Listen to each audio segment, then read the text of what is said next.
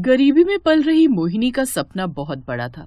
वो चाहती थी कि उसका बनाया हुआ लाल मिर्च का अचार पूरी दुनिया में प्रसिद्ध हो जाए और उसकी गरीबी हमेशा के लिए दूर हो जाए। मोहिनी और उसकी माँ एक छोटे से झोपड़पट्टी में रहती थी। मोहिनी की माँ अचार बनाकर बेचती थी। चाची, अचार लेकर जाओ, कल ही बनाए, बिल्कुल ताजा है।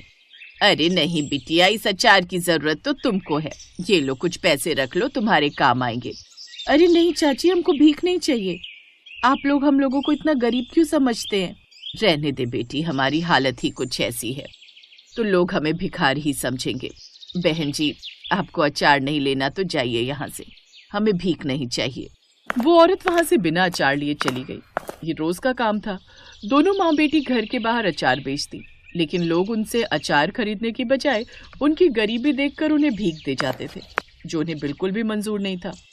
इसलिए मोहिनी ने ठान लिया था कि वो भीख नहीं मांगेगी, बल्कि मेहनत से अपना सपना पूरा करेगी। एक रात उसने अपनी माँ से कहा, माँ, एक दिन हमारा अचार इतना मशहूर होगा कि हमें कभी किसी के आगे हाथ नहीं फैलाने पड़ेंगे। हाँ बिटिया, भगवान चाहेगा तो ऐसा जरूर होगा। उसकी माँ उसकी बातें सुनकर मुस्कुरा देती, लेकिन मन ही मन सोचती कि ये सब सिर्फ एक सपना है। जाओ बिटिया, सुबह की बासी रोटी बच गई थी, उन्हें गर्म कर लो, हम लोग खाना खाकर सो जाते हैं। ज्यादा परेशान होने की जरूरत नहीं है, जैसा ऊपर वाला चाहेगा वैसा ही तो होगा। रोटी तो मैं गर्म कर दूंगी माँ, लेकिन अब भगवान को हमारी मदद करनी ही पड़ेगी।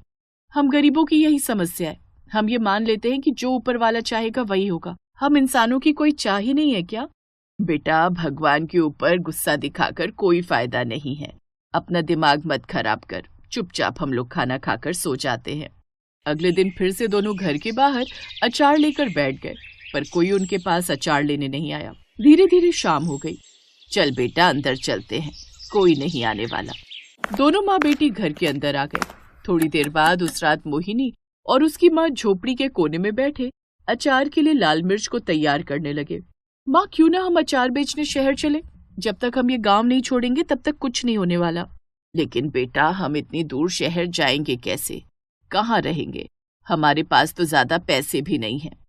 तभी अचानक आसमान में तेज बिजली कड़की और ऐसा लगा जैसे धरती हिल रही हो। मोहिनी की माँ डर गई और उसने घबरा कर कहा, मोहिनी, ये तो कोई अशुभ संकेत है, लगता है कोई बहुत बड़ा तूफान आने वाला है। लेकिन मोहिनी ने अपनी माँ को संभाला और कहा, माँ, डरने की जरूरत नहीं, ये कुदरत का करिश्मा है। तभी उनकी झोपड़ी के पास एक